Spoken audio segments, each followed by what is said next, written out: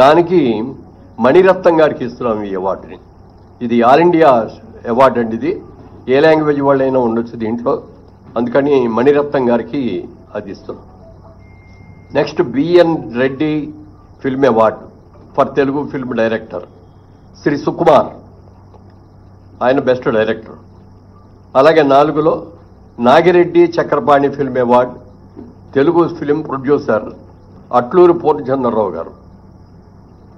అలాగే కాంతారావు గారి పేరును కూడా మొట్టమొదటిసారిగా రేవంత్ రెడ్డి గారు వీరి పేరు మీద కూడా ఒక అవార్డుని ఇవ్వటం జరిగింది. ఆ అవార్డుని విజయ్ దేవరకొండకి కాంతారావు గారు అవార్డు ఇస్తున్నాం.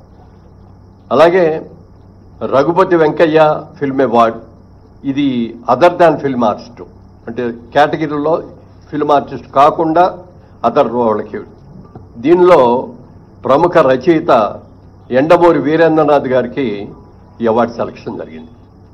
ఇది అవార్డుల యొక్క వివరాలు.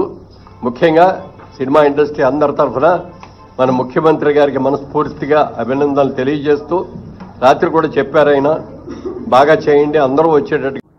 ఈరోజు మురళీమోహన్ గారి జ్యూరీ చైర్మన్షిప్లో భాగంగా మనకు 2014 జూన్ 2 తెలంగాణ ఫామ్ అయినప్పటి నుండి 2023 డిసెంబర్ 31 వరకు ఏదైతే ఆ గ్యాప్ పీరియడ్ ఉందో దానికి సంబంధించి ప్రతి సంవత్సరము బెస్ట్ ఫీచర్ ఫిలిమ్స్కి అండ్ అంతేకాకుండా ఒక 6 స్పెషల్ అవార్డ్స్ ఉన్నాయి మనకు.